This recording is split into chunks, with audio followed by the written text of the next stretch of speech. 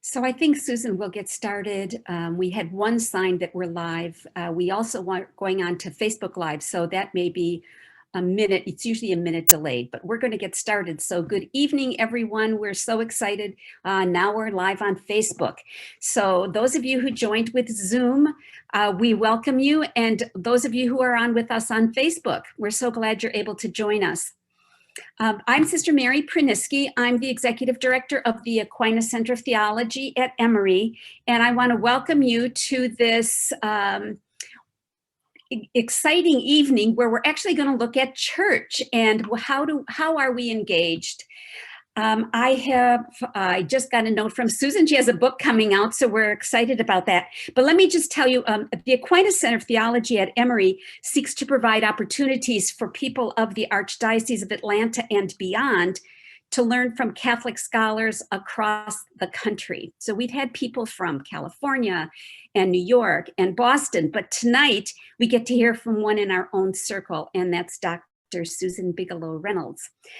Co-sponsoring the event tonight is Commonweal Magazine. Now, Susan's a writer for Commonweal as well. And Commonweal is the leading lay Catholic voice for commentary on religion, politics, and culture. And if you want to learn more about Commonweal, you can visit the website at www.commonwealmagazine.org. And we're thrilled that Commonweal is with us tonight. So welcome all of you who are here through the Commonweal magazine. So I want to get right to Susan because she has a lot to share with us. And we're going to have time, particularly at the end, where you can write questions. If you will send your questions in the Q&A, we have a couple people who are monitoring that. All during Susan's talk, if a question pops into your mind, please drop it in the Q&A and we'll make sure Susan gets a chance to address those. So Susan Bigelow Reynolds is a Catholic theologian whose work examines the intersection of ecclesiology and the lived Catholicism in contexts of diversity, marginality, and suffering. She is currently working on a manuscript, it says in her bio, an ecclesiology of solidarity, and it's coming out in 2022. So we're very excited for you, Susan, that that's coming out next year. That particular book constructs a practical, ethical vision of community rooted in the capacity of ritual practice to build bridges across difference. Tonight, we're going to reflect on parish life, pandemic, and the people of God. We have the opportunity to see how the understanding of the Church in Vatican II as the people of God can help us in this time of pandemic in our parishes. So without further ado, I am going to stop my video and mute my mic and turn this over to Susan Reynolds. Welcome, Susan. I am thrilled you're with us. Thank you so much. Thank you to everyone for joining. I want to begin by thanking Mary Praniski for the invitation to join you all this evening, and Alice Cameron and Callie Tabor and Lindsay Faust and Demelissa Christie and everybody at the Aquinas Center for their good work. As a proud member of the Candler faculty, I can say without reservation that the Aquinas Center is one of the most invaluable resources that we have here. And for we in the Catholic Studies program at Candler, it's really, you guys are a treasured partner and collaborator. So, so thank you. I'd also like to thank, of course, Commonweal for co-sponsoring tonight's event. And most of all, thank all of you for joining in tonight. The joys and hopes, the grief and anguish of the people of our time, especially of those who are poor or afflicted, are the joys and hopes, the grief and anguish of the disciples of Christ as well. Nothing that is genuinely human fails to find an echo in their hearts, for theirs is a community of people united in Christ and guided by the Holy Spirit in their pilgrimage toward the Father's kingdom, bearers of a message of salvation for all humanity. That is why they cherish a feeling of deep solidarity with the human race and its history. So begins the preface to Gaudium et Spes, the pastoral constitution on the church in the modern world, the final document promulgated by the Second Vatican Council in December 1965. Over the course of my years as a student and now professor of theology, I've probably read these words 200 times. But let me tell you, they sure hit differently in April of 2020. I'd returned to Gaudium et Spes for some writing I was doing. My eyes fell upon those opening lines, and I'll admit I found myself blinking back tears. A few days earlier, Pope Francis had stood alone in the pouring rain in a deserted St. Peter's Square to deliver an extraordinary Urbi et Orbi blessing, a prayer for an end to the coronavirus pandemic, which at that time was ravaging Italy. With Catholics all over the globe, I watched the broadcast of that arresting moment from my home, where, like all of us, I'd been quarantined for 2 weeks with my spouse and 3 very young daughters. At that point, each day felt more surreal than the last. Yet I admit I now sometimes feel a bizarre nostalgia for those early days of the coronavirus quarantine, when children's book authors were still hosting daily online story times and drawing classes, and the strangest thing we thought we'd have to do that year was celebrate Easter in our living rooms. Yet it was clear on some level that the dark clouds that had descended over our world were not going away. Pope Francis's words at that moment felt like a balm for a wound I didn't even know I had. In this storm, he said, the facade of those stereotypes with which we camouflaged our egos, always worrying about our image, had fallen away, uncovering once more that blessed common belonging of which we cannot be deprived, our belonging as brothers and sisters. For Pope Francis, the pandemic revealed that which was most fundamental about our lives as human beings, our inextricable interconnectedness and interdependency on one another. So when I read the preface of Gaudium et Spes for the 200th time, I suddenly found myself moved on a level I hadn't been before by the beauty of this vision of a church in solidarity with the world, with humanity's pain and longings. 2020, and now 2021, have become synonymous with grief and anguish and crises almost too numerous to mention. Tonight, I ask what this decade of a year has revealed about parish life. Aside from schools, probably no other institutions have had to so thoroughly and rapidly re-envision themselves as have religious congregations. Parishes are communities that ascribe theological significance to the act of embodied gathering, to the sharing of a common cup, to blessing ourselves from a common font. What happens when the body of Christ becomes a contagion risk? How then do we understand ourselves as parish, and where do we seek hope for the future? I'll suggest that before we can inquire into the future of our ecclesial communities, it serves us well to trace the roots of our current understanding of the parish as a community. It is in this act of retrieval that we encounter some resources with which to imagine the future. So tonight we'll proceed in 3 parts. We'll begin by charting the contours of the current historical moment, looking particularly at the questions these emerging realities raise for parish life. Most of us have consumed enough news over the past year to last several lifetimes, so what I'll offer is not a rundown of current events. Rather, we'll heed the motto of Gaudium et Spes to ground reflection on the church and the world by naming the joys and hopes, grief and anguish of the people of our time. We'll then take a step back, examining how the Second Vatican Council shaped our contemporary understanding of the nature and mission of the parish. We'll look specifically at how the Council's image of the church as the people of God underscored the idea of the parish as a community, and how that idea, while rich and evocative, also raised and continues to raise a host of really complicated questions. Finally, we'll seek the contours of a path forward by turning again to the Council for insight. I'll suggest that a fuller consideration of the church as the people of God requires that we understand our parishes not only as communities, but as schools of solidarity, where we recognize communion not only as a God-given gift, but also as an urgent task, a moral responsibility. So let's begin with the signs of these times. A year ago, I was at work on an article for Commonweal's April 2020 issue on the American Parish Today. The editors had asked me to do a piece that would lay out the landscape of contemporary US Catholic parish life. It was part of a collection of articles on various issues affecting the parish.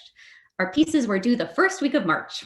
2 weeks later, of course, the world shut down. 2 weeks after that, the issue arrived in mailboxes filled with articles and interviews that were insightful and critical and excellent, and blissfully unaware of the new reality into which we had all suddenly woken up. Reading the words I'd sent off to my editors only a month earlier felt like receiving a dispatch from another world.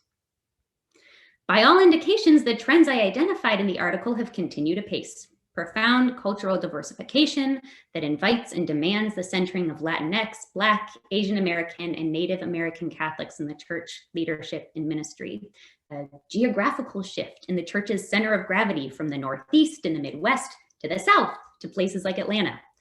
The emergence of new models of parish life in response to all these changes, all still true.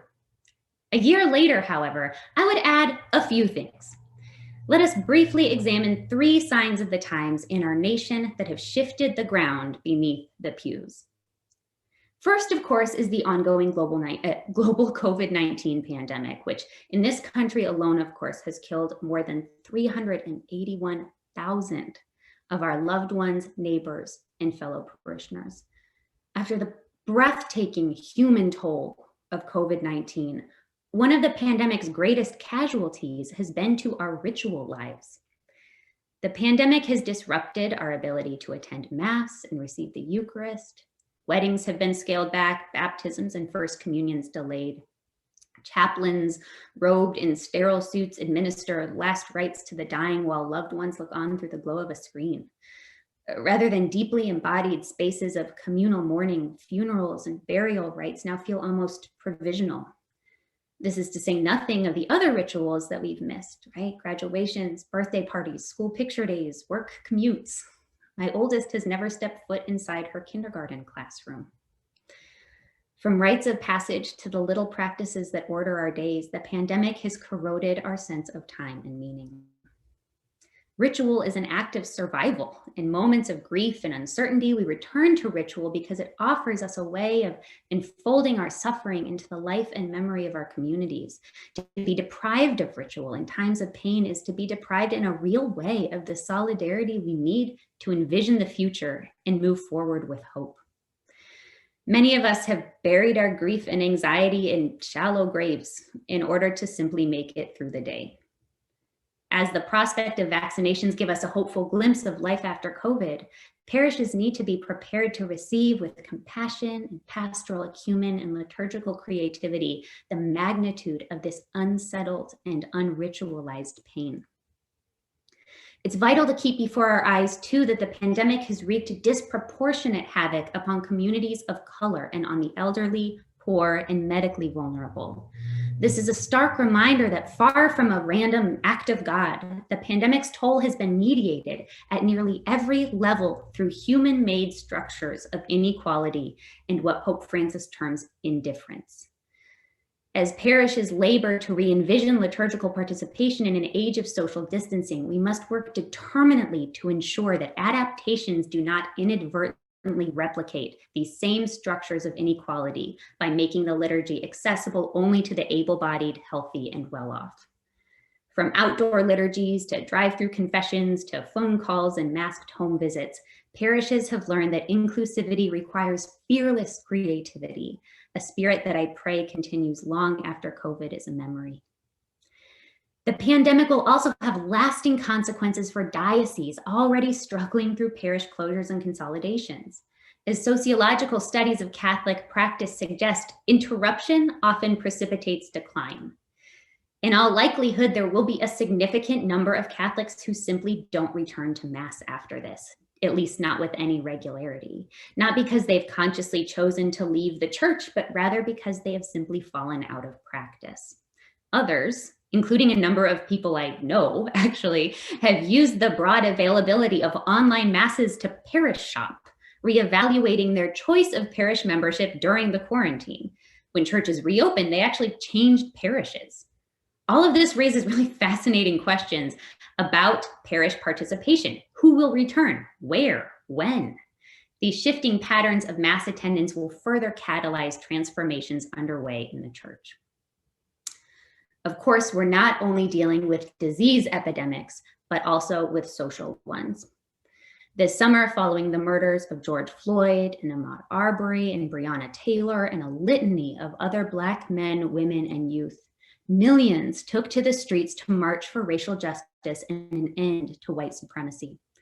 These protests, sustained over the course of months and continuing in some places to this day, were unprecedented in scope, and thanks to networks of anti-racist organizers at the local and national levels, and the extent of their participation as well, including interracial participation. For the church, the Black Lives Matter movement demands a re-examination of the way in which ecclesiological language, or language about the church, has functioned to uphold a culture of white supremacy and normativity in church life. I'd suggest that for US Catholics, the phrase unity in diversity has covered a multitude of sins. When we celebrate diversity but fear difference, when we proclaim the fact of unity but reject the work of solidarity, we do not love Black lives, we love order. For the church in general, and for white Catholics in particular then, the Black Lives Matter movement poses an examination of conscience as simple as it is stark. Do Black lives matter to you? Third, we must now add to these points last Wednesday's horrifying culmination of a politics of lies. As we gather tonight, it has been 1 week since supporters of the president staged a violent siege on the US Capitol. The rampage was fueled by the sort of delusional, euphoric hatred that only allegiance to a known fiction can provide. The mob of thousands of self-declared patriots who were predominantly white, male, and apparently middle and upper class came armed with weapons, improvised explosive devices, and military tactical gear, and with flags, symbols, and clothing that proclaimed their allegiance to Donald Trump while glorifying Christian nationalism, Nazism, and the Confederacy. It is precisely this violent allegiance to a known fiction that should alarm those of us concerned with the present and future of parish life in this country. Those rioters were not part of some underground terror cell hiding in a faraway land. As Catholics, we need to grapple urgently with the painful reality that the movement they represented is part of us. It includes our relatives, our neighbors, our parishioners, our clergy, even bishops. As much as people of goodwill try to distance themselves from the ugliness the nation witnessed a week ago, to insist that this is not who we are is simply incorrect. It's no coincidence, I think, that the rise of online far-right Catholic subcultures has coincided, at least in the past 10 months, with parish shutdowns. In the years preceding the pandemic, high-profile controversialists within the church allied themselves with certain conservative Catholic media outlets to leak salacious conspiracy theories that, for example, cast doubt on the legitimacy of Pope Francis's papacy. Sound familiar? When COVID disrupted normal parish life, the appeal of online communities grew even stronger, this time without the tempering effect of ordinary embodied reality. At the same time, certain right-wing Catholic media outlets have furthered this troubling conflation of nationalist conspiracy politics and Catholic orthodoxy, often costuming extremist ideology in superficially Catholic dress. Unfortunately, parishes have not done a universally good job counter-programming this hate.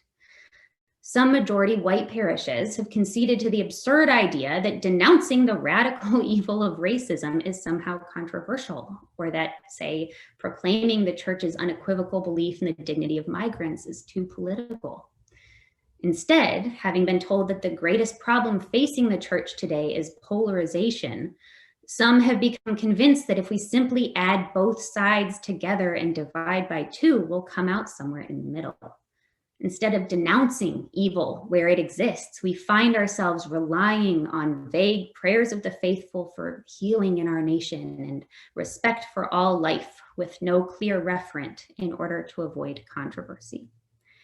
I'm certainly not the first to hope that if US Catholic leaders take only one lesson away from Wednesday's Capitol siege, it is that avoiding prophetic speech in the name of maintaining unity and peace leads to neither. The time for a reality check has come and gone. Now it's time for courage. The myriad issues raised by the events of the past year all center in different ways around the question of community. To what extent do we remain a community when we're unable to gather, when access to the liturgy and sacraments is curtailed? What does it mean to be a community of difference? What are the moral demands of calling ourselves the body of Christ? Addressing such questions requires that we take a closer look at what we mean when we call the parish a community. The idea that a parish is first and foremost a space of and for relationship was itself actually an important outcome of the Second Vatican Council. So let's now turn our attention there. No single outcome of the Council reoriented Catholic imaginations as deeply and broadly as Lumen Gentium's characterization of the Church as the people of God. The image staked the Church's place in the world and its history, at once relativizing the Church's place in that world and binding it to the world in solidarity. Indeed, Vatican II refashioned the relationship between Church and world in no small part by redefining what the Church understood as the world. Prior to the Council, a sense of mutual exclusivity governed the Church-world relationship, at least magisterially, if not in the practices of ordinary Catholics. It was as though the world ended at the Church's doorstep. The modern world was synonymous with error, even heresy. The Council shifted this understanding dramatically, abandoning the once normative definition of the Church as a societas perfecta, a term that connoted the Church's self-sufficiency and separateness. With this in mind, listen to the way in which Gaudium et Spes defines the world. To speak of the world, the document reads, is to speak of the world of people, the entire human family. It is the world which Christians believe has been created and is sustained by the love of its maker, has fallen into the slavery of sin, but has been freed by Christ, who was crucified and rose again in order to break the stranglehold of the evil one, so that it might be fashioned anew according to God's design and brought to its fulfillment. Redefining the world thus also meant reevaluating its moral status. The world, the fruit of God's creation, the locus of the incarnation, the space of our daily joys and labors, is good. So Gaudium et Spes begins by recognizing not only that the Church is in the world, but also that the Church is with, for, and even to some extent of the world in its own humanity and historicity. The Church is a people. This motif of peoplehood permeates the Council documents. In Gaudium et Spes, a relational theological anthropology, understanding of the human person, a communitarian vision of society undergirds its vision of the Church's mission. Lumen Gentium, too, portrays salvation relationally, as God's desire. Pope Francis loves quoting this piece of Lumen Gentium, as God's desire to, quote, make women and men holy and to save them, not as individuals without any bond between them, but rather to make them into a people who might acknowledge God and serve God in holiness. We are saved as a people. Even the incarnation is described as an act of social solidarity, as Jesus, quote, taking his place in human society. That's the words of Gaudium et Spes. Jesus did not merely become an individual. He became a member of a community, a son, a friend, a neighbor, a person who, like all people, was woven into the fabric of a particular family, a particular place and time. In so doing, Jesus sanctified the ties that bind ordinary human life.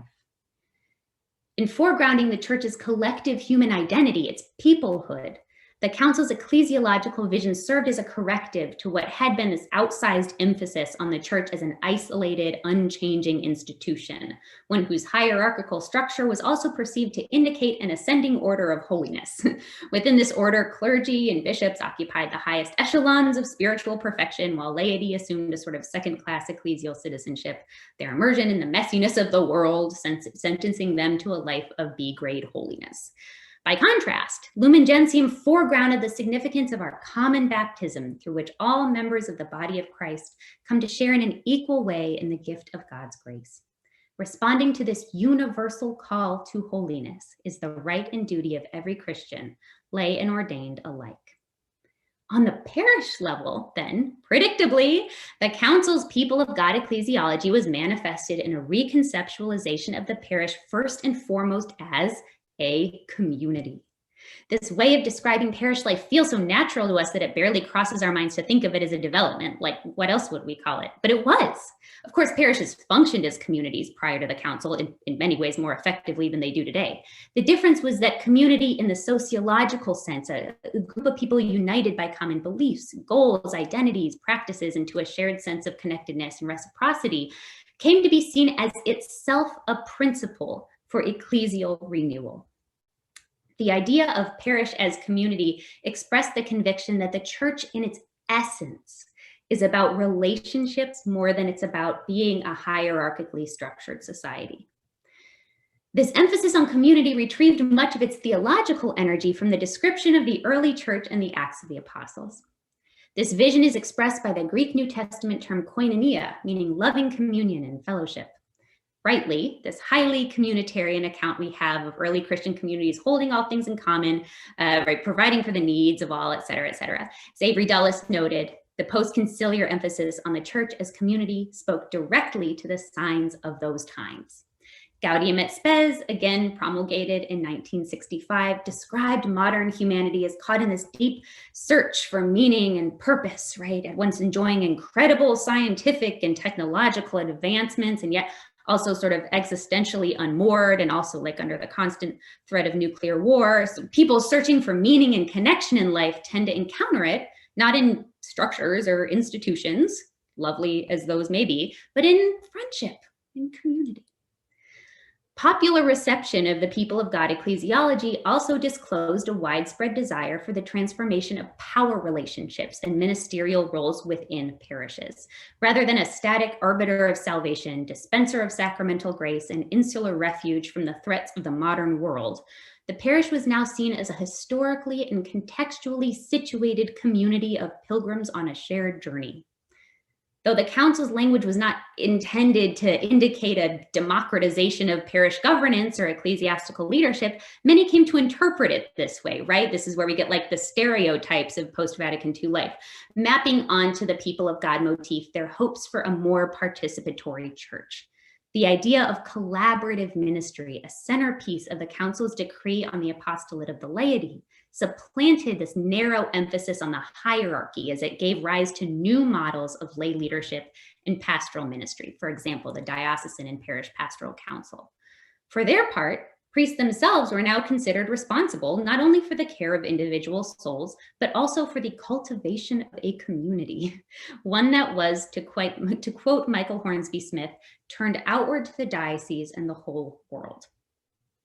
Studies that tracked the council's reception in the decades following its conclusion affirmed the impact of this burgeoning vision of the parish as a participatory community. The landmark Notre Dame study of parish life, which was conducted throughout the 1980s, found that beyond the pastor, 83% of parish leaders and 94% of unpaid parish leaders were lay people. During the same decade, a comparative study of post-Vatican II parishes in the US, Australia, Europe, and the Philippines found that the council had effectively catalyzed a transition in lay people's self-perceptions from deferential helpmates of clergy to agents in the life of the church. This vision of the parish as community was also reflected in the 1983 revision of the Code of Canon Law. And yes, I am talking about the Code of Canon Law at bedtime. I promise it's brief and very exciting. The Code of Canon Law defined the parish as a certain community of the Christian faithful, stably constituted within a diocese. The description of the parish as a community was an intentional choice on the part of the commission charged with drafting the code. An early draft described the parish with the Latin word portio, as in portion of a diocese. Such terminology suggested a view of the parish as essentially a logistical division meant to facilitate the task of ministry within the geographical expanse of a diocese, which is basically how the parish had been understood since the Council of Trent. A later draft of the Code of Canon Law replaced portio with communitas, community, Because, the commission later explained, the latter indicated the sense of, quote, dynamic interaction and unity among parishioners. Despite the enthusiasm for this fresh, dynamic, relational, participatory reimagining of parish life, a question remained. What is community? The biblical notion of koinonia, though rich and evocative, is also highly ambiguous, not to mention laden with 2 millennia of deeply idealistic interpretations. Are intimate social bonds always correlated with a relationship with God? What is the relationship between this human community and institutional structures between human communities and God? Who holds authority in such communities? Spoiler, the same people who held it before. What does a community do?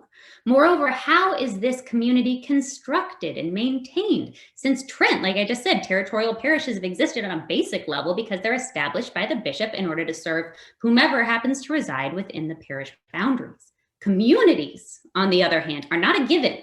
They have to be cultivated, maintained. A community is more about space than place. Its very existence is tied to the quality of relationships therein, the sense of community. Communities can decline and die. And then what? Vatican II unwittingly made parish life into a project without a clear template for accomplishing it, or even a sense of what exactly was to be accomplished. Vatican II's appreciative reevaluation of culture further complicated the question of community. Karl Rahner famously characterized the council as commencing what he called a third epoch, a third age in church history, which was the church's self-realization as a world church. This meant, paradoxically, a discovery of its own cultural particularity. Rahner compared the church's activity in and to the world beyond Europe prior to the council to that of a, quote, export firm, which exported a European religion as a commodity it did not really want to change, but sent throughout the world together with the rest of the culture and civilization it considered superior. Those are Rahner's words, not mine. To discover itself as a world church, then, it required that it first come to terms with itself as a European church, recognizing that the theological paradigms and cultural aesthetics that it long held as universal were in fact very particular. The council marked the beginning of a retreat from the notion of a church whose teachings were ahistorical, whose point of view was from nowhere and everywhere at the same time, whose culture was unchanging, and whose borders were absolute. The introduction of the vernacular into the liturgy was only the visible tip of this larger iceberg of recognition. Vatican II's appreciation of cultural difference marked, in Rahner's words, a qualitative leap for the church. Yet the dawning of this new world church era again raised deeper and more complicated questions, ones that in many ways the church was unprepared to answer. In calling for full, active, and conscious participation in liturgy, for example, the council made cultural and linguistic inclusion in parish life and access to the liturgy a matter of justice. What did this demand of parishes where a variety of languages were spoken? In what did legitimate diversity, as the council put it in Gaudium et Spes, consist? And who was the arbiter of this legitimacy? How could the church hear the joys, hopes, fears, and anguish of people whose languages it did not understand, whose histories it could not comprehend, whose epistemologies and cultural norms it had long rejected, whose people were barely represented among its bishops and cardinals, and in whose conquest it had been historically complicit? In short, what did the council's vision of solidarity across difference mean for the church ad intra, for the church in itself? In the United States, Vatican II coincided with the civil rights and Chicano movements, and in the Catholic sphere with the continued decline of the culturally siloed national parish as a strategy for dealing with diversity. Thus, the question put to the parish after Vatican II was not only what does it mean to be a community, but also what does it mean to be a community of difference? These are questions we're still grappling with today. Questions whose urgency has been revealed anew over the past year. In the conciliar context of the 1960s, community was an appealing answer to the deep questions of a humanity on the cusp of postmodernity. Reading the Signs of the Times in 2021 reveals community to be both more necessary and more fragile than ever. More than anything, these times remind us that calling ourselves a community entails concrete moral responsibilities. Community is not a status, but an action. It's not something we claim, it's something we practice. We have to do community. I want to suggest that those of us with deep commitments to the life of the parish might orient ourselves for the work ahead by returning to the image of the church as the people of God in order to note its deep interconnection with another vital conciliar notion, that of solidarity. Solidarity indicates the difficult and life-giving task of binding one's lot together with the lot of another for the sake of justice, salvation, and the common good. Solidarity takes as its orienting truth the recognition that, in the words of Martin Luther King Jr., all people are caught in an inescapable network of mutuality, tied in a single garment of destiny. As Pope Francis has made clear throughout his papacy, solidarity is a response in love to what is always already true about the human condition, that all creatures are connected, he writes, by virtue of our common origin, of our mutual belonging, and of a future to be shared with everyone. Solidarity is more than sympathy.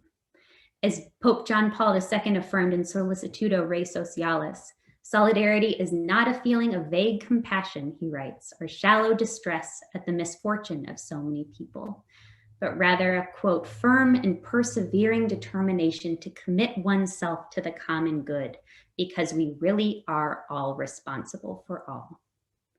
Solidarity is also a soteriological category. That is, it entails a vision of community oriented both existentially and eschatologically toward salvation. This is because undertaking the costly work of joining together only makes sense if one believes that one's soul literally hangs in the balance. Solidarity calls forth the recognition that all struggles for justice and liberation are interconnected. For those with social privilege, white middle-class Catholics, for example, speaking as one, the work of solidarity begins when one ceases to view structures of domination as problems to be dealt with by their victims. It's dehumanizing to benefit from these structures. Thus, this struggle for life is driven from two interconnected directions: empathy for others and the desire for personal conversion. Here, the well-known words of Aboriginal activist Lilla Watson resound. And I'm sure many of you have heard or seen this written. She writes, "If you've come to help me, you're wasting your time. If you've come because your liberation is bound up with mine, then let us work together." Or, as Pope Francis recently wrote in Fratelli Tutti, "No one is saved alone. We can only be saved together." The fundamental intuition of solidarity, then, is that there is no salvation outside of one another. Lest we conflate solidarity with a burdensome but salutary social obligation, however, let us emphasize that solidarity is good because it's beautiful. There is a joy in this joining, a deep spirit-filled relishing in the delight of friendship and community that images somehow deeply the reign of God.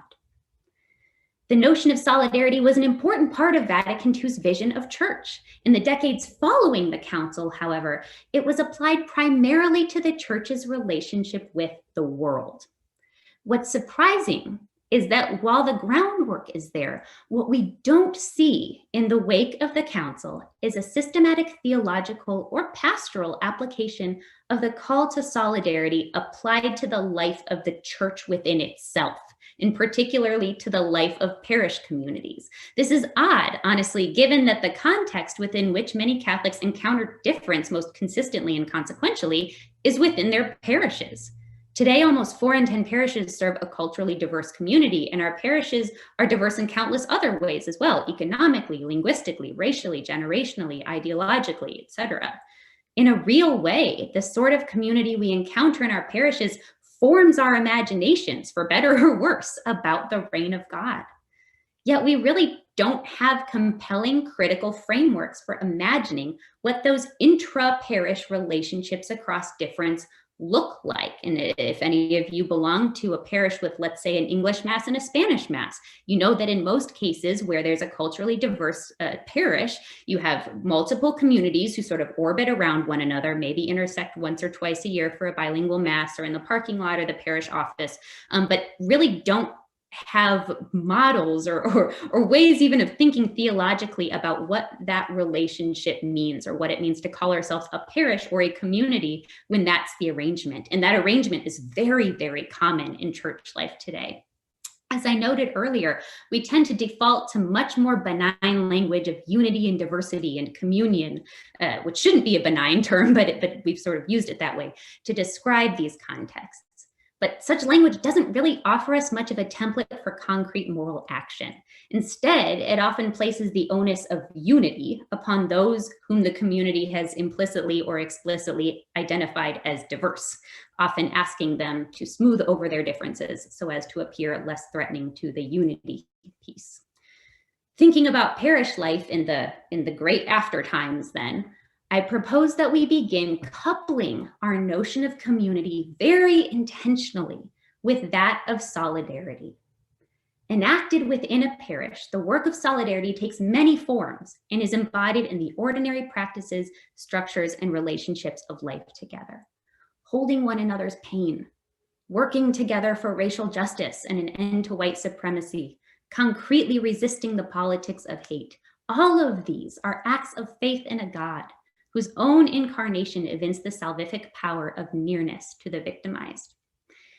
In this time of pandemic, working with courage and creativity to ensure that the liturgy, sacraments, and the accompaniment of the church are accessible to as many people as possible, including the elderly, essential workers, young families, and the medically vulnerable.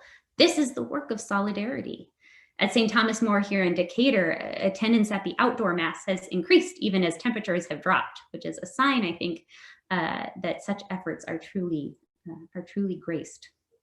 Proclaiming boldly and without qualification that Black lives are sacred, and scrutinizing the parish's budget, liturgical resources, catechetical curricula, ministries, facilities, payroll, artwork and statuary, Mass times, practices, policies, and unwritten norms to note where parish structures may be unwittingly contributing to racial and cultural inequities and a culture of Euro-American normativity, promoting and compensating leaders of color across all ministries. This is the work of solidarity in parishes. To say no to the insidious influence of a politics of lies by preaching the good news of Jesus Christ with fidelity. This too is part of the work of solidarity.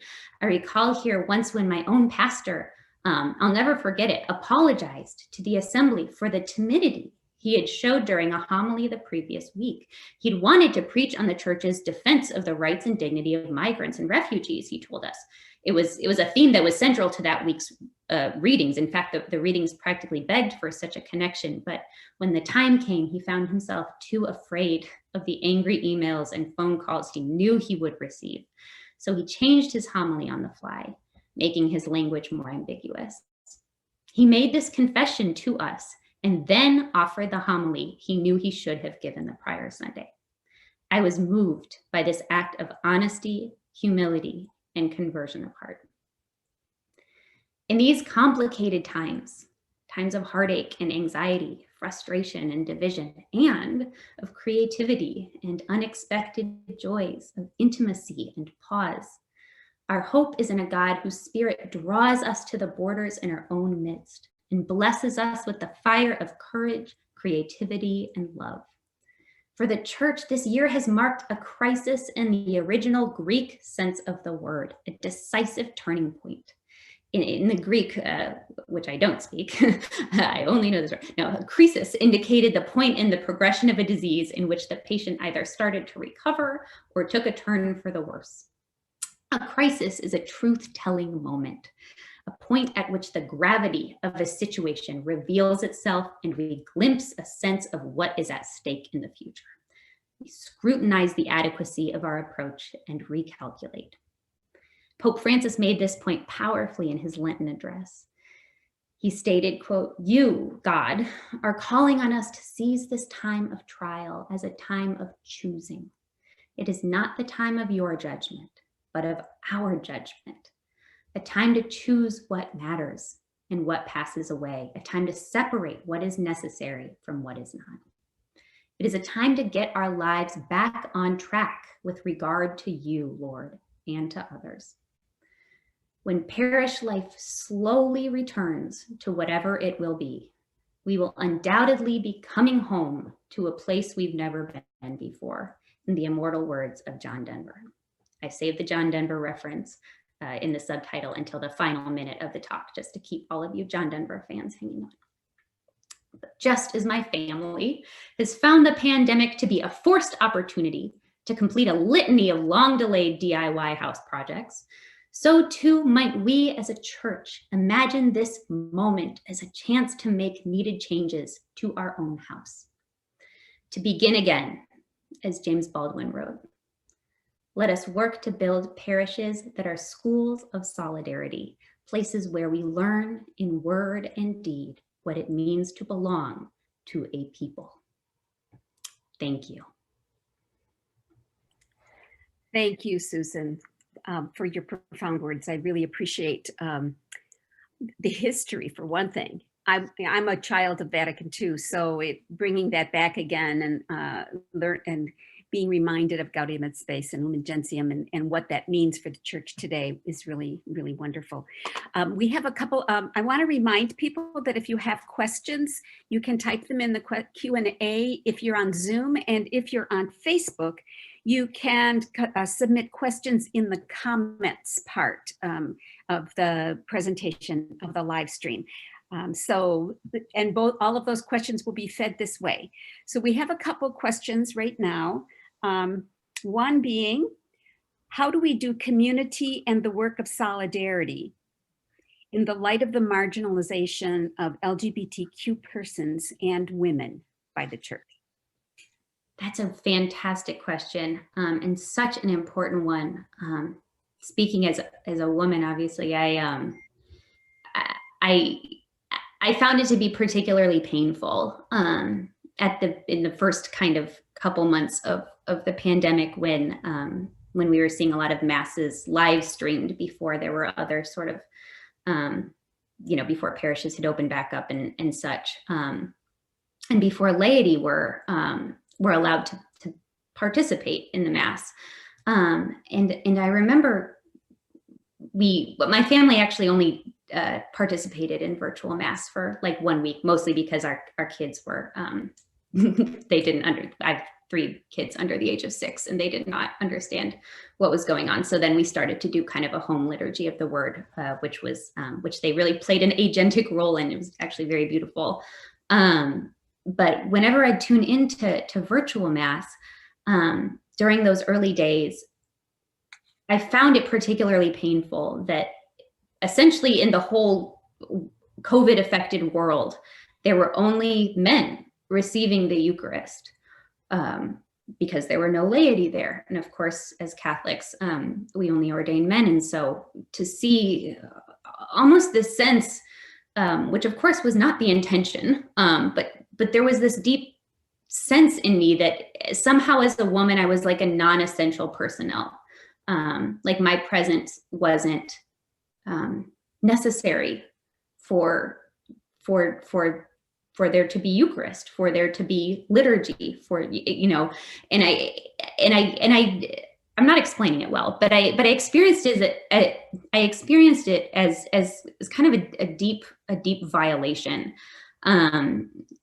And that experience of being so acutely on the outside, and that feeling almost of dispensability, or of non-importance, it really struck me, because I think it drew me closer to a kind of a shared empathy with many of those fellow brothers and sisters in the church who feel like that all the time, because they've been made to feel that their presence within the community, sometimes in the best case scenarios, is non-essential, and in the worst case scenarios is entirely unwelcome. And that's, I think that's theological and pastoral malpractice. And I think it's a deep wound, and just in a horrific violation of who we are as church. I think that the church is in a profound need of a conversion of the type that folks like James Martin are trying to orient us towards when it comes to our LGBTQ brothers and sisters.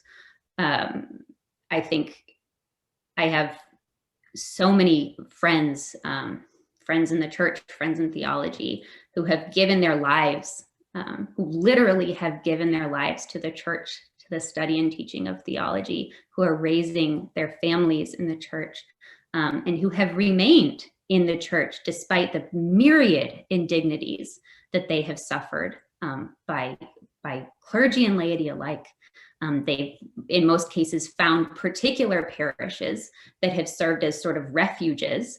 In the book that I'm working on describes a particular parish in Boston that sort of adopted inclusivity as part of its mission, and where many LGBT Catholics sort of found a home for that reason. But I think there's a sadness to that, because we should not make folks seek out particular communities as refuges where they feel welcome in a church that they feel hates them. So I think so the question is, how do we practice solidarity? I think that there's a number of things that need to happen, but I think the first, honestly, is like education. I think, like I said, the work that folks like James Martin is doing is really invaluable, because he goes, well, not anymore, but he goes from parish to parish. Now he does a lot of this work online. He wrote a book, and nothing that he says, he was at St. Thomas More last year or 2 years ago, nothing that he says is anything other than what the church preaches and teaches about the sacred worth and dignity of LGBTQ Christians. So I think there's a horrific amount of misinformation. I think there's a horrific amount of hate. So I think we need education, we need compassion, and we need relationships. Honestly, I think, it's anecdotally, it seems to me that the number one thing that sort of changes people's hearts vis-a-vis LGBTQ folks is having a friend who is gay or lesbian, or a child who's gay. I have family members who've undergone that sort of personal conversion of heart, when a family member has come out. So I think it's the work of education, and I think it's the work of relationships and a lot of other things as well. So you said earlier in your talk that community is not easy. The community is, in the past, the parishes, we had our structure. We were communities in some ways, but there's now an emphasis on that. And part of the role of the priest is to help foster community. That, to me, as you were talking and telling about people's experiences, and then hearing the question that just came in, and knowing the people in my parish and the divisions that there are in the church, how do we create that community when we have such strong division, ideological divisions? We talk about today, the word is polarization. We talk about polarization all the time. How do we build community among a polarized people? I think as somebody who studies primarily cultural diversity within parish life, I think that there's almost nothing more difficult in the present day than ideological difference. Every form of difference, of diversity within a parish poses its own challenges, its own gifts and opportunities. But to speak of ideological difference, I think presents an entirely other set of challenges. And I struggle, as I noted in the talk, with this emphasis on polarization. This has become kind of a buzzword in the church, because I think it's a way of encapsulating this idea that there are people in our communities who hold a lot of different opinions politically. They vote for different people. They hold sort of different theological commitments and practice their devotion in different ways.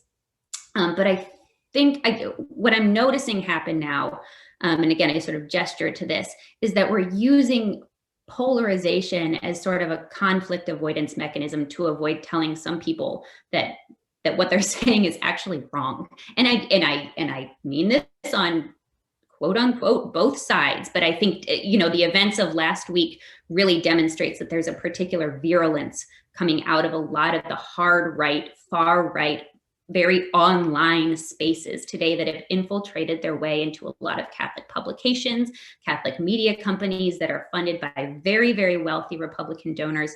And so it's different, right? It's talking about ideological or political differences, or devotional differences or theological difference. That's one thing. But we cannot subsume underneath the sort of umbrella of political or ideological difference the politics of hate. Some things are just simply false. And I think it takes a level of moral courage that I think we need to see much more of out of both our ordained and our lay leaders.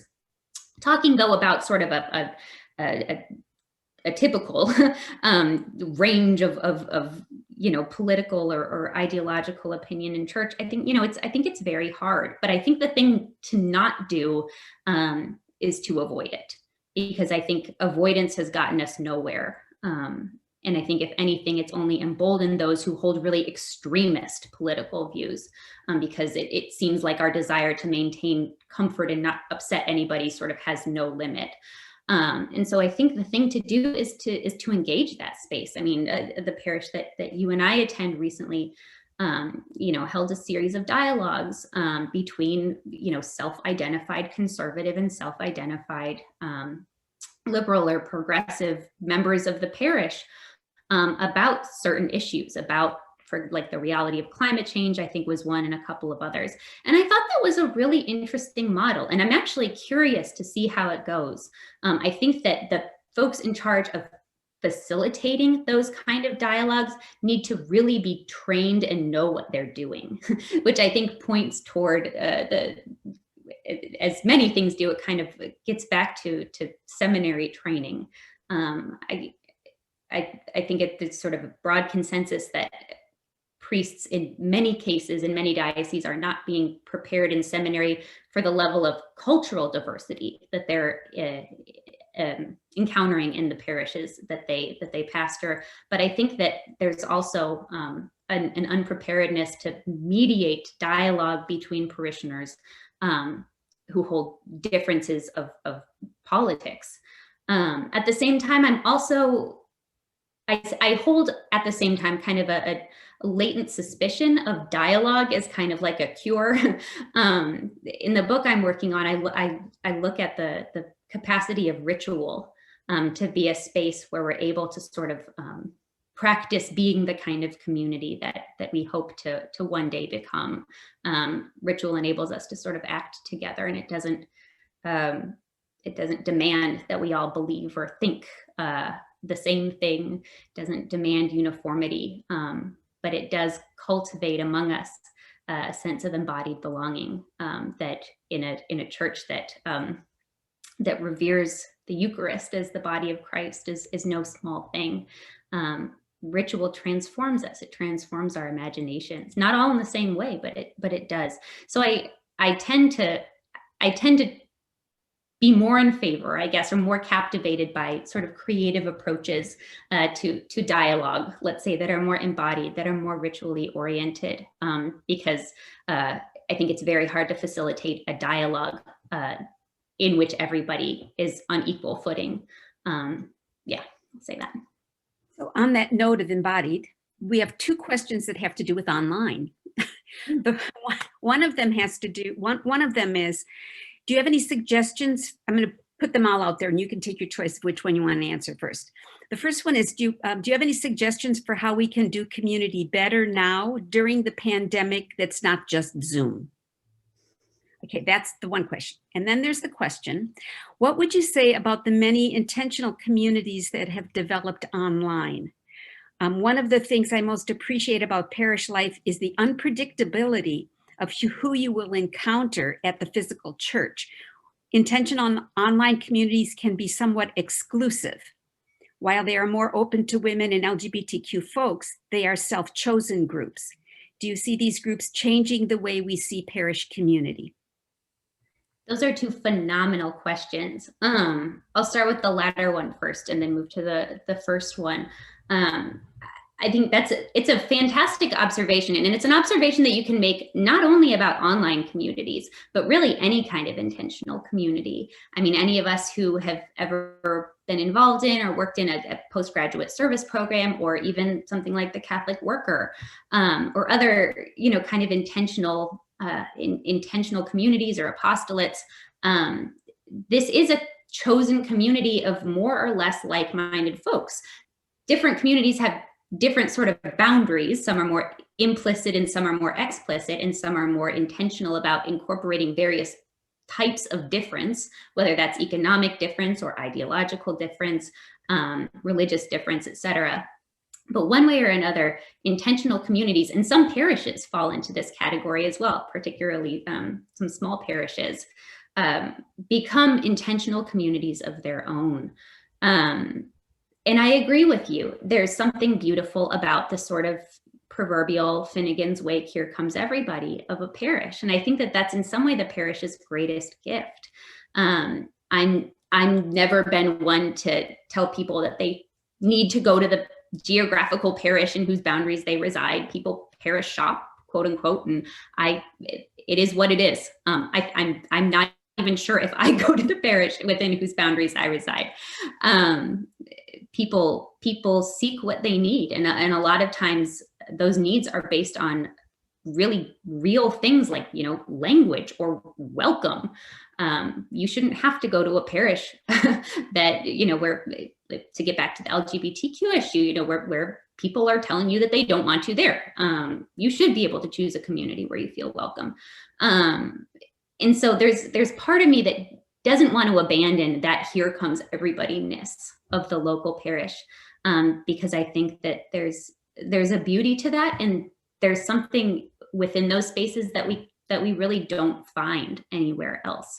These communities, parish communities, are very unique, right? Particularly in their sort of non-congregationalness, unlike our Protestant brothers and sisters, right? For the most part, parishes aren't so much voluntaristic communities.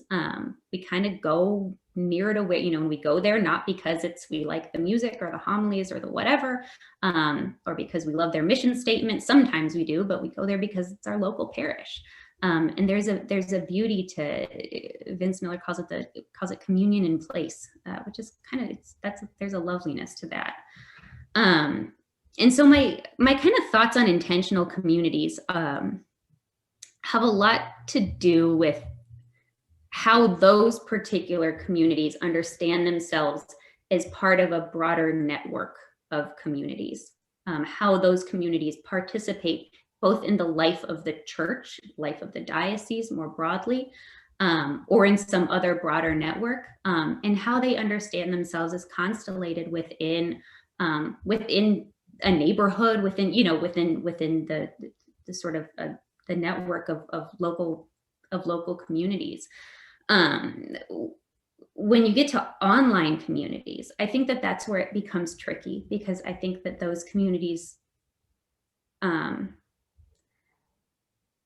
there's a greater propensity, I think, to sort of, and I'm speaking particularly about the online communities that I've been a part of, not necessarily church-related ones, but just any sort of online community, whether it's a particular Facebook group or some other thing. There's a greater tendency to sort of lose connection with reality. And I know that that's not, those who study online worship and online community would excoriate me right now, because it is reality.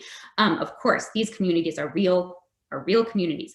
But I'm talking about sort of the offline embodied community that, let's say, brick and mortar, flesh to flesh intentional communities represent. And so again, I think there's a, the onus is on those online communities to think through how they see themselves as related to the church, to other communities.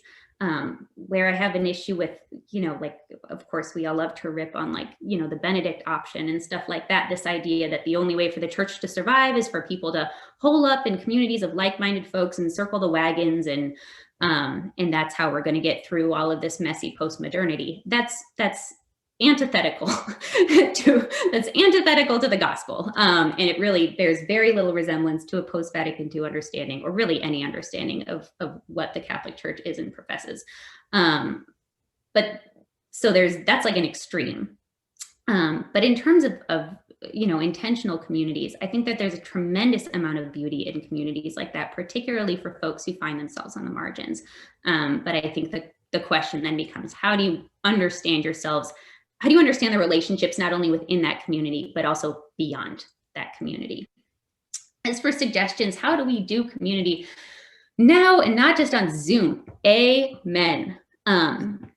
My answer to that, and I gestured toward this a little bit in the talk, is that I deeply wish that parishes had spent more time thinking about how they can empower folks, empower individuals, empower families and neighbors and neighborhoods to pray the prayers of the church in their homes, on their porches, on their front lawns, in their backyards, on their decks, in less time sort of focusing myopically on how to broadcast mass online.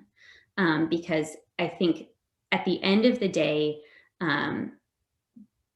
this is an opportunity for laity to understand themselves as agents of their own prayer lives and agents within the church. I think another an outcome of Vatican II that I didn't discuss in this particular talk, but I think this particular moment has revealed a lot too about how the Eucharist centricity of Vatican II named, of course, the Eucharist is the source and summit of the Catholic faith, and sort of set the groundwork for kind of a re-envisioning, a retooling of Catholic devotional life to be very, very concentrated around the liturgy and the Eucharist. And the sort of unintended consequence of all of that Eucharist focus, good, theoretically, is that a lot of these other devotional practices which were actually spaces of real lay agency, the agency of women.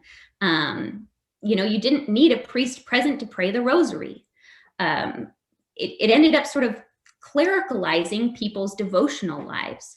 And so now when people think of, well, how do I practice my devotion to the faith? It's like Mass, Eucharistic adoration. I mean, of course, there's a lot of other things too, but in a post-Vatican II era, a lot of our understanding of how we participate in the prayer life of the church requires the presence of a priest.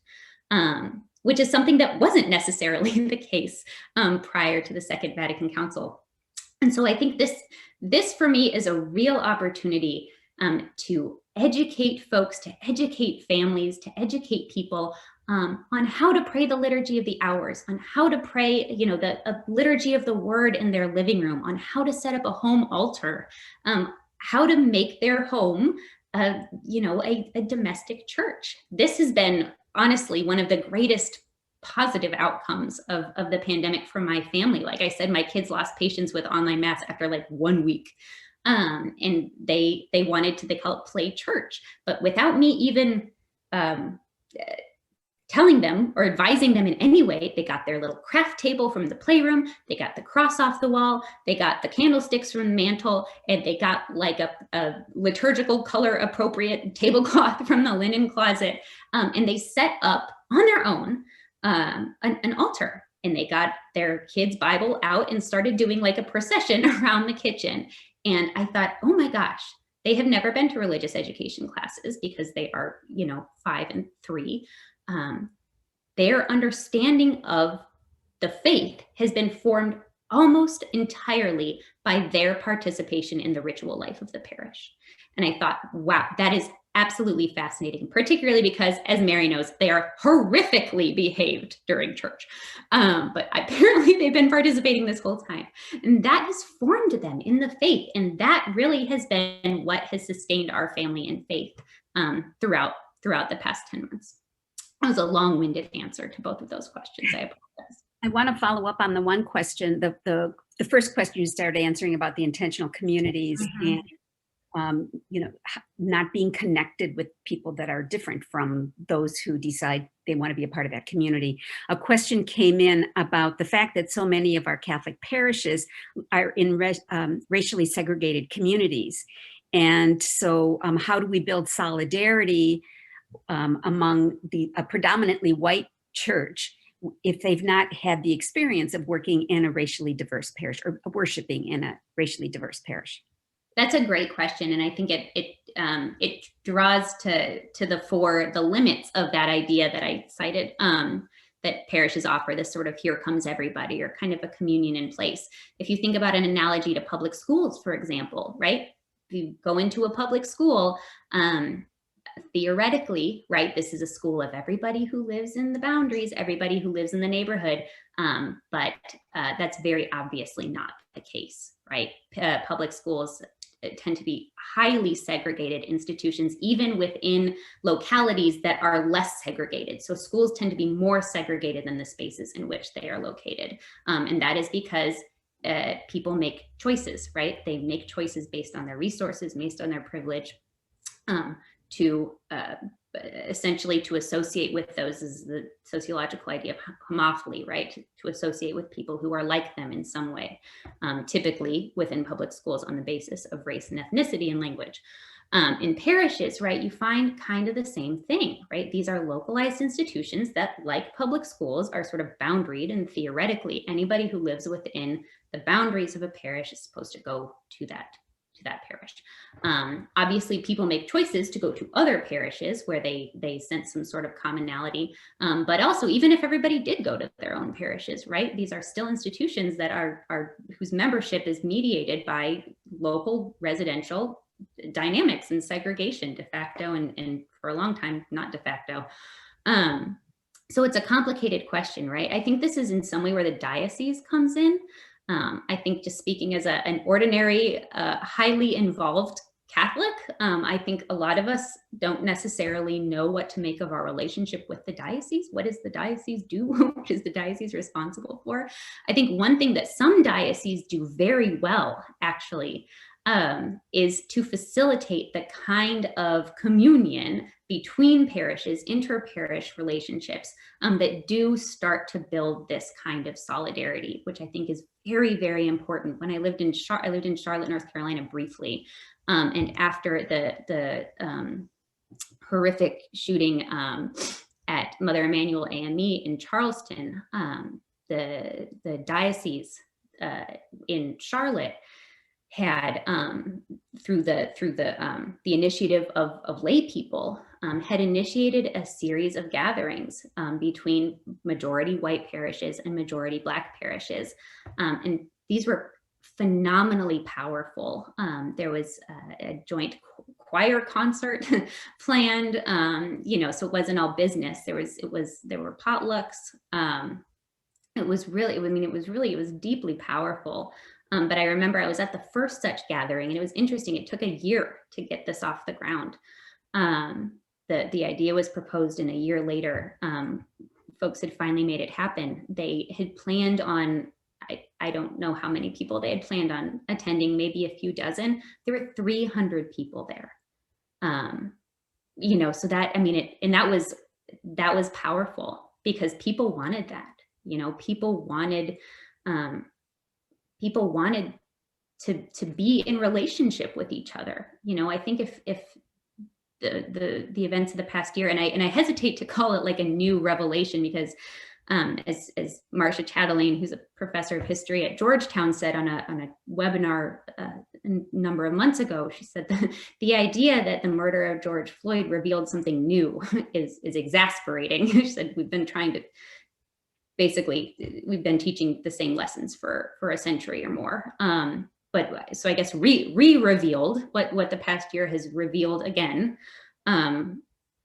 is that we're impoverished by the segregated lives within which we live. And I think that this is the most important thing, again, especially speaking as a white Catholic. I think we often speak of solidarity, or even things like diversity, as sort of this like social obligation. I think I said in the talk that it's sort of a salutary burden that we need to take on to like be good people. I think that where I would like our hearts to go is to recognize that this kind of communion, this solidarity, this joining with one another is good because it's joyful. It's good because it's beautiful. We should want to be in one another's company. We should be wounded. We should be horrified by the fact that we are not. That should alarm us. And to me, that's where I locate the sin in this, is the fact that our segregated lives, and again, speaking as a white Catholic, our segregated lives should upset us, and they don't. And that to me is a deep wound. That's evidence of deep pain. So again, to circle back to the question, I think this is where diocesan leadership can be really, really helpful in fostering these kind of bonds, because the diocese really in church documents, when you hear about the local church, this is the local church or the particular church, that's not referring to the parish, that's referring to the diocese. So the diocese is actually our local church. So in some way, there's a much to be gained by understanding more clearly our relationship between parishes and other parishes. I think that's actually a kind of a next frontier. Mm-hmm. The Pope in his latest encyclical talked about the people, but not being a people turned in on yourself, but being a people that's open and looking, aggressively going out to meet other people, which is exactly what you're talking about. How do we make that kind of connection? There are a couple questions about priest/seminarians. So let me just I'll put them both together. And I noticed there was a person who has his hand raised, and we don't have the option for doing that here. So if you have a question, if you type it into the question and answer to make sure we get it here. And then there was also I don't know if Callie answered this, but somebody asked, this is a really practical question, the reference for your Karl Rahner information. If you would just let us know what the reference is for that, that'd be great. But the questions are, to address the issue, how do we do the work of solidarity when the work is hampered by clericalism and abuse? Then the other question has to do with seminarians. To follow up on your comment regarding seminary training, what thoughts do you have on seminaries perpetuating institutional racism by ordaining individuals with a worldview that is more towards the supremacist white supremacy that we, as another white person speaking, as I'm a part of that whole world too, so are many of our seminarians. So those two issues of abuse, clericalism, and then white supremacy on the part of our ordained. Yeah, two phenomenally important questions. To speak to the question first of clericalism and the culture of abuse and the abuse crisis. I think a number of the folks that I respect most who are sort of kind of publicly responding to the abuse crisis and doing some of the most important work on the abuse crisis are the folks who are constantly calling our attention back to the victims, talking about how whatever our response to this is, legal, juridical, canonical, pastoral, all of the above, it has to center the victims. And when you look at a lot of the responses out there, a lot of the public commentary, a lot of the folks whose voices have been centered in all of this, what you see very often and very sadly is that people use abuse crises, and I use that plurally, not only to indicate the multiplicity of abuse crises that we've seen globally and across the United States, but also to reference things like the abuse crisis among sort of lay male leaders, folks in the liturgical music world, folks like Jean Vanier, where we see this culture of clericalism also in some way is very much about patriarchy as well, and the sort of untouchability and spiritual mastery that we sort of ascribe to males in position of power within the church. So, but what we've seen in both of those crises, or all of these crises, are folks who seize on abuse crises and revelations of abuse to sort of further their own political agenda or kind of party line or pet project about the church. As someone who has done a lot of work on various facets of the abuse crisis, and just as a human also, there are a few things that enrage me more deeply than seeing the pain of victims.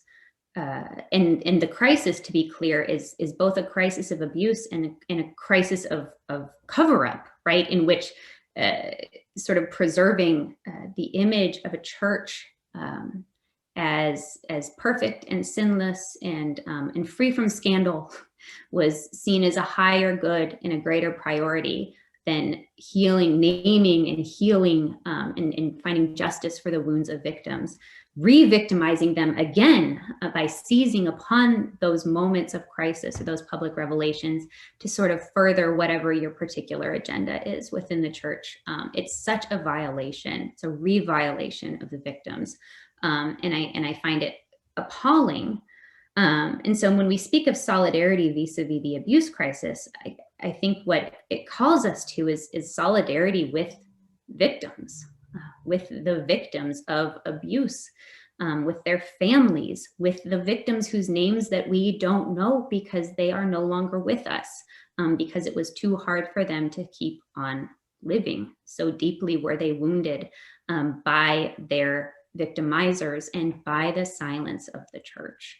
And so for me, again, as somebody who's deeply concerned with that work, I think that's of utmost importance. The other thing too that's really, really important to note, and Fordham University is holding a dialogue on this actually in a couple of weeks, is one facet of the abuse crisis that we have really ignored, and in some way, we've only seen the tip of the iceberg, are cases of abuse among undocumented migrants and other sort of multiply marginalized communities.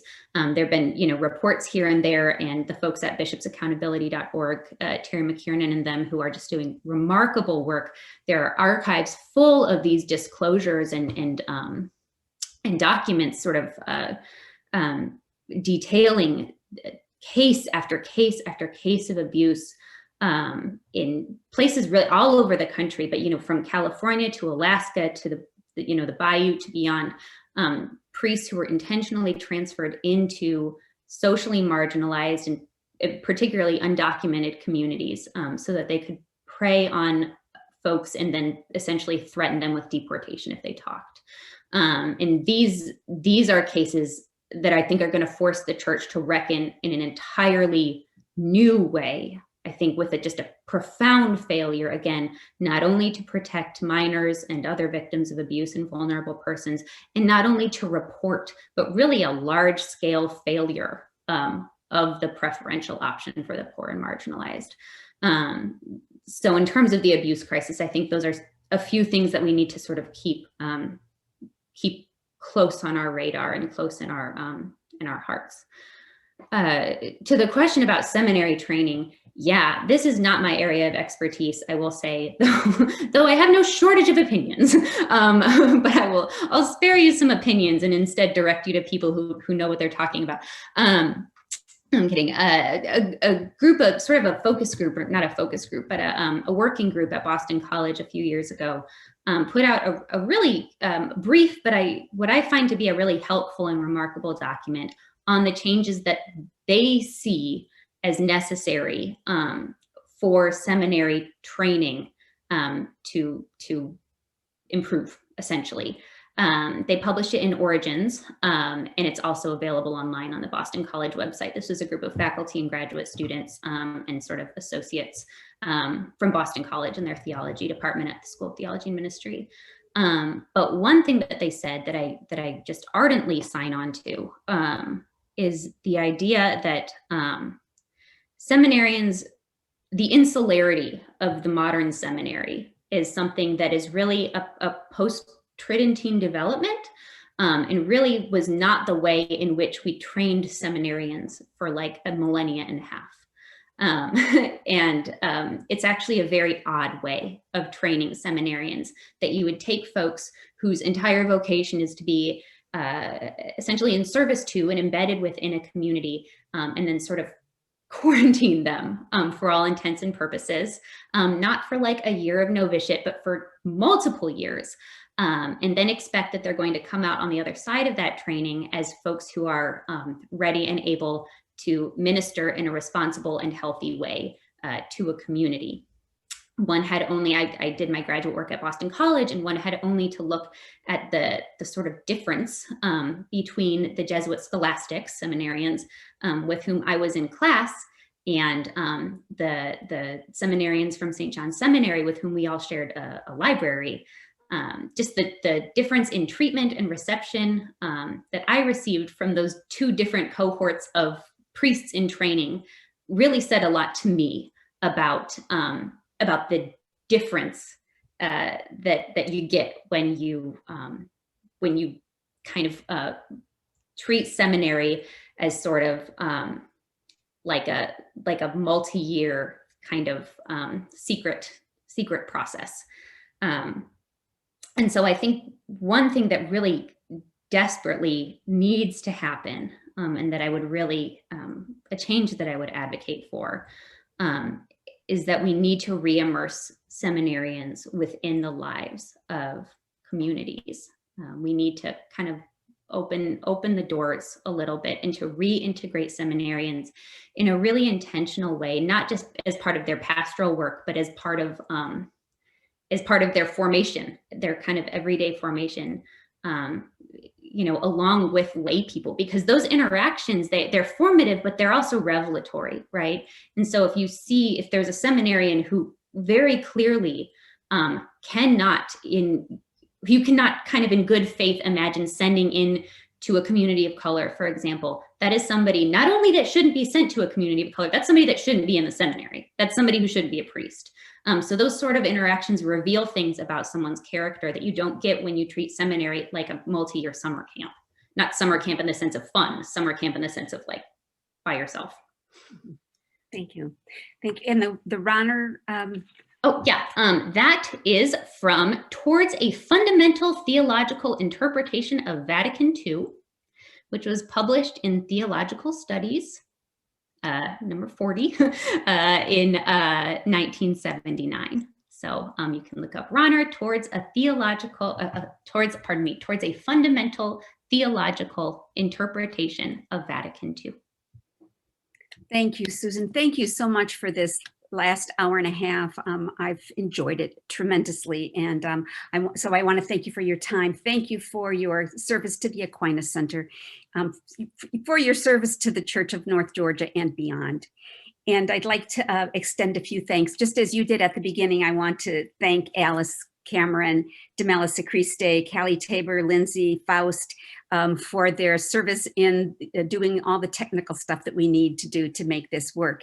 And then again, thank Commonweal for co-sponsoring this with us. And hope you all, those of you who are on here, hope you all sign up to subscribe to Commonweal. It's an amazing magazine.